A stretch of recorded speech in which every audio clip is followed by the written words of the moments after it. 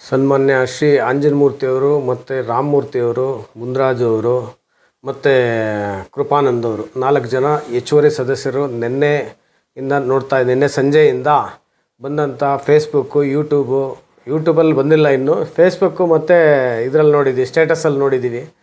ಏನು ಸಂಭ್ರಮಾಚರಣೆ ಮಾಡ್ತಾಯಿದ್ದೀರಾ? ಈ ಸಂಭ್ರಮಾಚರಣೆ ನೀವು ಹೈಕೋರ್ಟಲ್ಲಿ ನಾವು ಸ್ಟೇ ತೊಗೊತೀರ ಅಂತ ನಮಗೆ ಗೊತ್ತಿತ್ತು. ಸ್ಟೇಗೆ ನಾವು ಕೇವೇಟ್ ಹಾಕಿದ್ದು.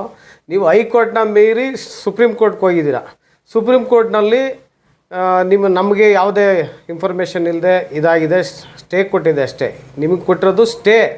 ಇನ್ನು ನೀವು ಯಾವುದೇ ಥರದ ಕೇಸ್ ಗೆದ್ದಿಲ್ಲ. ಯಾವುದು ಕೇಸ್ ವಿಚಾರಣೆ ಹಂತದಲ್ಲೇ ಬಂದಿಲ್ಲ. ಇನ್ನೂ ವಿಚಾರಣೆ ಬಾಕಿ ಇದೆ.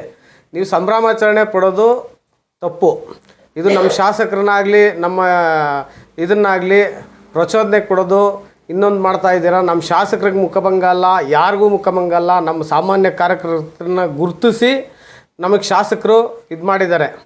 ಈಗ ಎಲ್ಲಿ ಸರ್ಕಾರದ ವರದಿ ತೊಗೊಂಡು ಇನ್ನೊಂದು ಮಾಡಿದ್ದಾರೆ. ಈಗ ಏನು ನೀವು ಸುಪ್ರೀಂ ಕೋರ್ಟ್ಗೆ ಹೋಗಿದ್ದೀರಾ, ನೀವು ಸುಪ್ರೀಂ ಕೋರ್ಟಲ್ಲೇ ಮುಖಭಂಗ ಅನುಭವಿಸ್ತೀರಾ ಅತಿ ಶೀಘ್ರದಲ್ಲೇ.